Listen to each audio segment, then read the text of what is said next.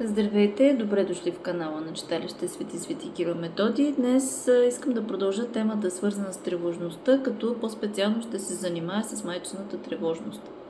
Майчината тревожност е много специфичен и значим симптом, от който произлизат много проблеми, свързани с децата и с тяхното здраве. Не може да се каже кое е първото, дали майката става тревожна, защото детето е болно, или тя по принцип е тревожна и после детето се разболява, но винаги е свързано с здравословното състояние на детето. От майчината тревожност проистича един положителен факт и то е свързан с това, че майката, когато се чувства тревожна, тя се задейства и започва да прави някакви неща, с които да подобри здравето, живота, психичното състояние, каквото и да било свързано с детето. От това, ако приключи в момента, в който детето е оздравяло или симптома е преминал и майката даде възможност и свобода на детето да се развива нормално, нещата са чудесни. По-скоро обаче, тук ще се опитам да разгледам другият по-значим фактор, когато това не приключва с отминаването, отшумяването на симптома, нещата се задълбочат, защото от това проистичат много значими неща. Когато нещата се задълбочат в здравословното състояние на детето, съответно майката затяга контрола. Когато затегне контрола в здравословния, съответно излизането и всичко останало, което е свързано с нормалното функциониране на всяко едно дете, детето започва от една страна да се разболява повече, защото е по-протектирано. От друга страна започва да страдат неговите психични функции.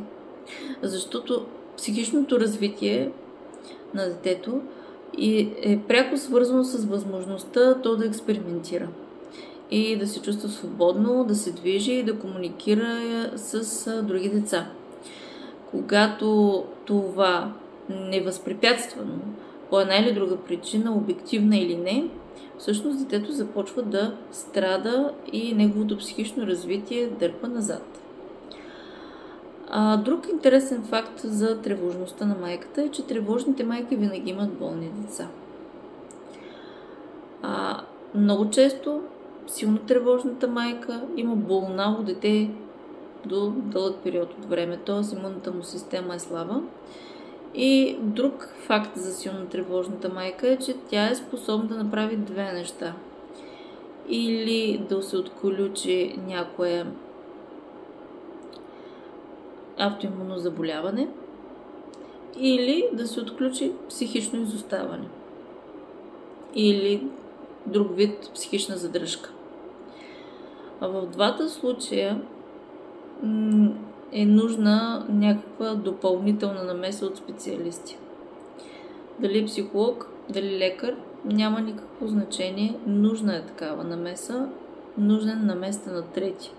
Този трети, неговата роля е да успокои тревожността на майката, да се поемат съответно някакъв протокол от работа, от мерки, с които когато тази майка се успокои и започнат нещата да се регулират по една или друга причина, дали през здравните грижи, които ще бъдат положени, или през психологичните такива, тогава детето започва постепенно да излиза от това състояние, да се опитва да намери начини, с които се свързва с другите, или съответно да комуникира и се подобрява неговият имунитет.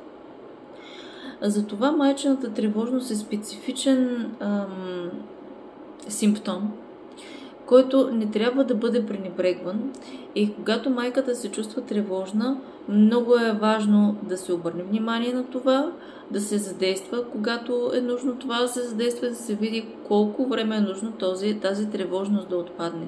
Когато тази тревожност отпадне, съответно тя е способна да даде повече пространство и свобода на това дете, така че то да се развива и да комуникира свободно и успешно със своите връстници. Благодаря ви за вниманието.